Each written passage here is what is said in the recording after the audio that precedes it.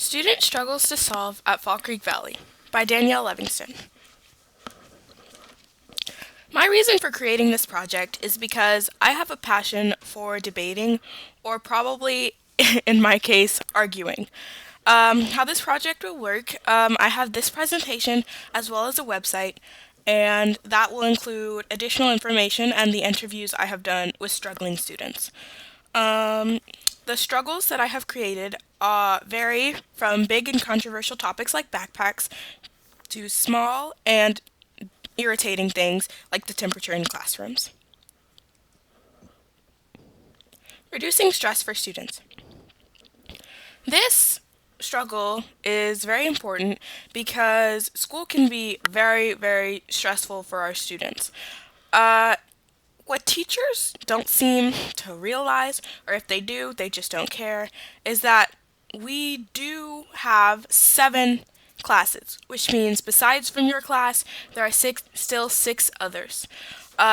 And when all of them decide they all want to do big projects, or that all of our finals are going to be on the same day, uh, it can be quite a bit stressful. For example, me, I am a member of Immersion. I'm a student taking all pre-AP and honors level classes. I'm an officer of Junior Honor Society. I'm a part of Student Council, and I'm an athlete. And when you combine all of those things together, uh, it creates a very stressful situation. We need to start reducing stress for students because in order for our students to be in the optimum mental state for them to be able to focus and learn for the next day, we need to make sure they are well rested and are getting sleep. Adults can help this struggle by recognizing when our students are stressed out or an online anonymous place for students to just rant because we have a lot of students who aren't necessarily comfortable with confrontation, and with this website it would just be a place for them to get everything off their chest without fear of judgment. The second struggle to solve is Wi-Fi for students. We need Wi-Fi because we listen to 6 hours or 7, I don't know, 6 or 7 hours of teaching every single day. And it doesn't seem like much, but it's very difficult to pay attention to 7 different teachers talk about 7 different subjects. Uh, so we need Wi-Fi for our students because in the little half hour that we do have, we are still not allowed to do the majority of things we want to do online. This tool can also be important and useful because our laptops break easily. And so when they're broken, a simple solution for the majority of us would be to just pull out our phones and finish the assignment. Unfortunately, we cannot do that because there's no Wi-Fi for our students. The students want to use Wi-Fi for social media, yes, but there's a great part of our student body who would also use Wi-Fi for finishing assignments when they need to, for checking Skyward to make sure their grades are intact, and other things that could help them academically. Adults can help this struggle by allowing us on MSDLT private, that website, that Wi-Fi URL. So our laptops and our phones are both connected, and we can still have restricted access during our lunch period. So it would be that game, the inappropriate games, websites, or just overall dangerous anything is still blocked. You would still have control over that, but just allow us a little bit of freedom towards what we want to do with our internet connection. The third struggle is backpacks, and this one was probably the most important to a lot of students that I interviewed.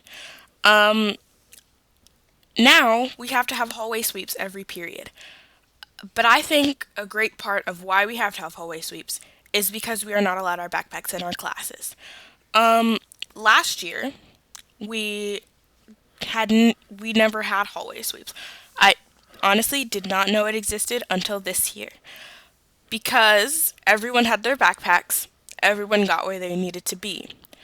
Students need their backpacks because they need to be able to have everything they need to have and be in class on time, which is very difficult to do when you're running from one side of the school to the other and stopping to get your books out of your backpack in the middle. And then you have to take into consideration that people like to stop and talk in the hallway, and we have to get our students to class. And backpacks have definitely been a factor in why some of our eighth grade students specifically have decided to be late. Adults can help the backpack struggle by allowing us to have our backpacks in class. As simple as that. Or they can help the backpack struggle by adding 1 minute to our passing periods to allow us to get where we need to be on time with everything we need to be. So we're not losing class time to go back to our lockers and get things out of our backpacks, and we are not we're not missing out on any of the material being taught because we have all the books, all the notebooks that we would need for that class. The fourth struggle is technology hours. And a popular question around the school has always been, why is it only open for half the day? Our technology is only open in the time of advisory and the time of lunch. This strange schedule is affecting students drastically every single day because if our laptop stops working in fifth period, there's nothing you can do.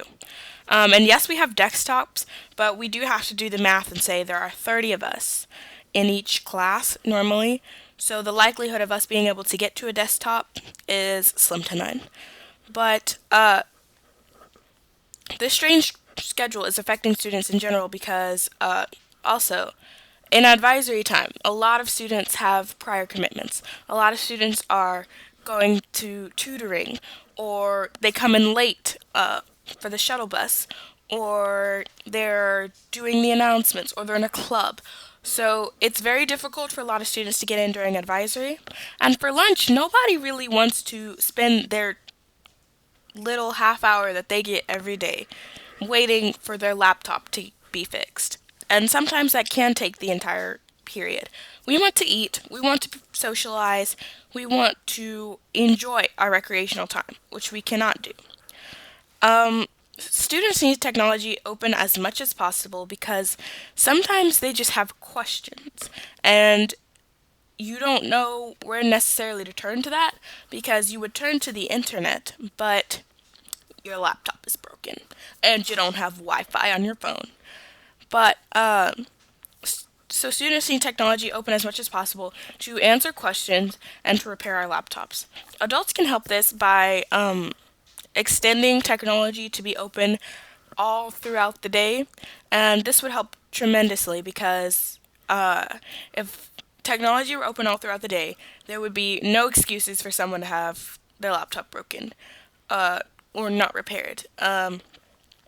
It would alleviate stress from that student, and it would completely get rid of the problem of when can I get into technology.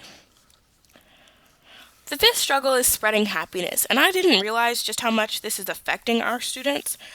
But when you think about it, through all the negative things we are exposed to so early through social media, through the news, it's very easy to get caught up in all of the bad things in the world and forget that there are good. Um, Spreading happiness is probably the most important thing that we can do as a school because it can impact someone's life.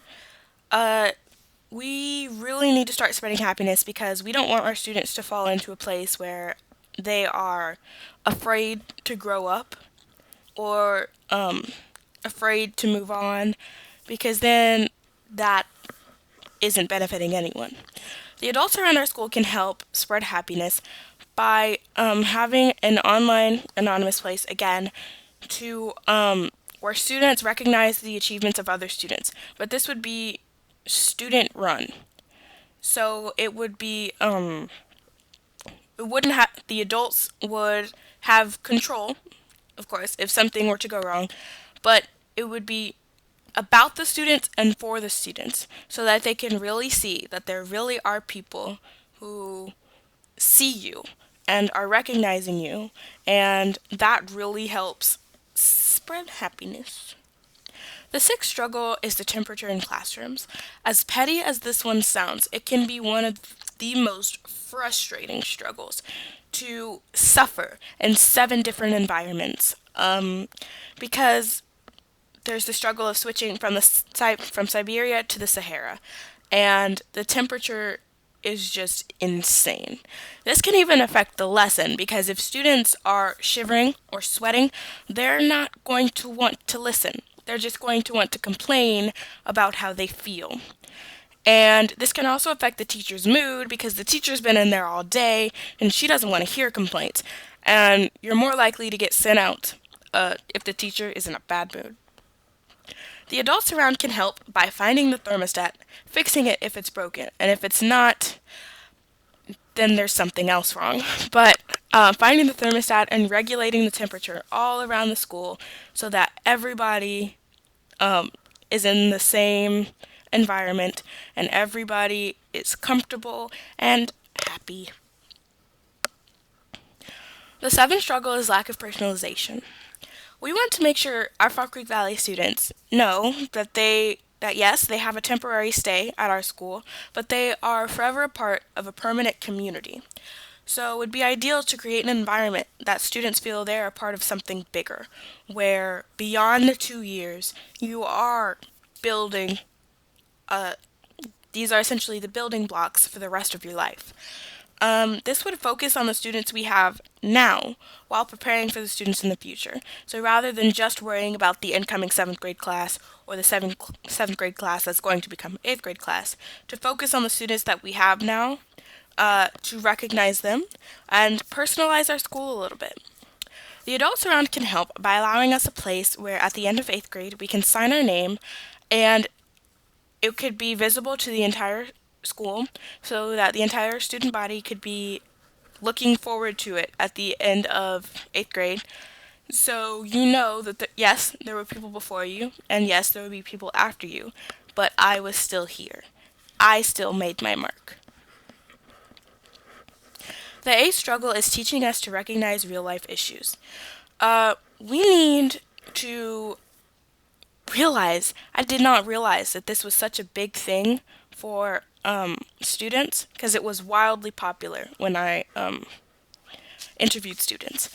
But we need to start recognizing the importance of real life issues against the importance of a semester final. We have to start preparing for beyond middle school. And currently, we're not doing that.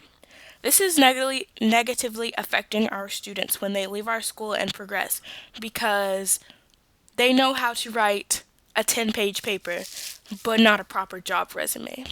Or they know how to solve an equation, but not how to get a credit card account. And so it's just the basic things that we're going to need in real life to even begin to think about being independent at some point.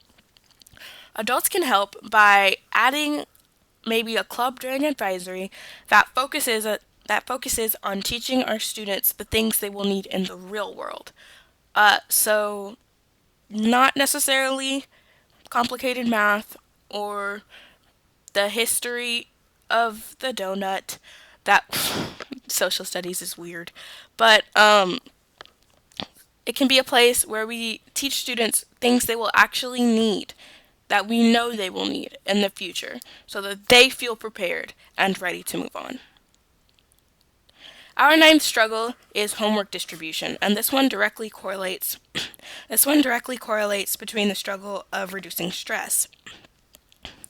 The way that homework is distributed now can practically ruin a student's academic life.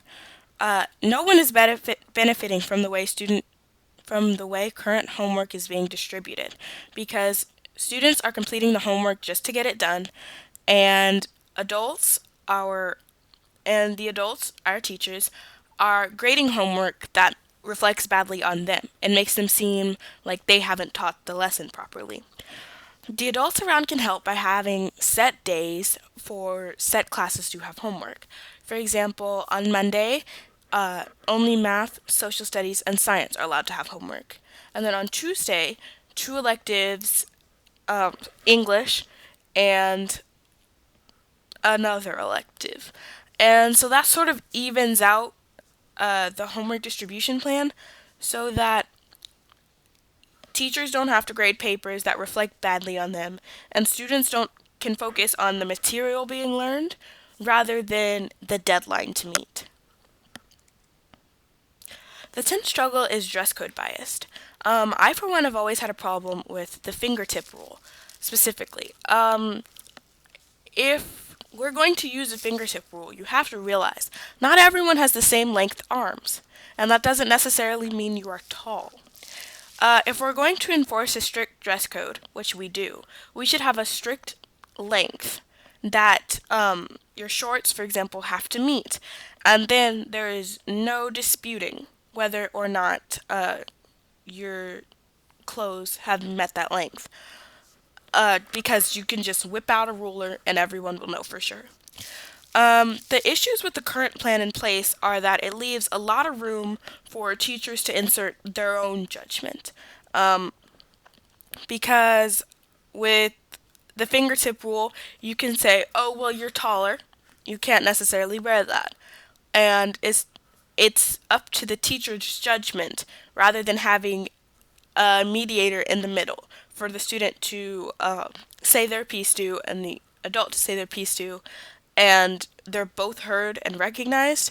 No, it right now it's just if the teacher doesn't like what you're wearing, you go down to Miss Neal. This negatively impacts students because not only are they missing out on class when they get sent out, but they are also it makes you a bit self-conscious when someone tells you you can't wear what you like. Um, Adults around can help this by making sure when students get sent out that there is someone in the middle, so a second judgment, to decide whether or not that student really deserves to go see Miss Neal. Uh, Another simple solution would be how I mentioned earlier, set lengths so it doesn't have to vary on body type. So there's no room for discrimination against race, gender, or body type. And that will pretty much end the struggle of dress code bias. So yeah, I think those are our 10 struggles. My name is Danielle Levingston. I am in Mr. Cassell's third period class, and this is my passion project.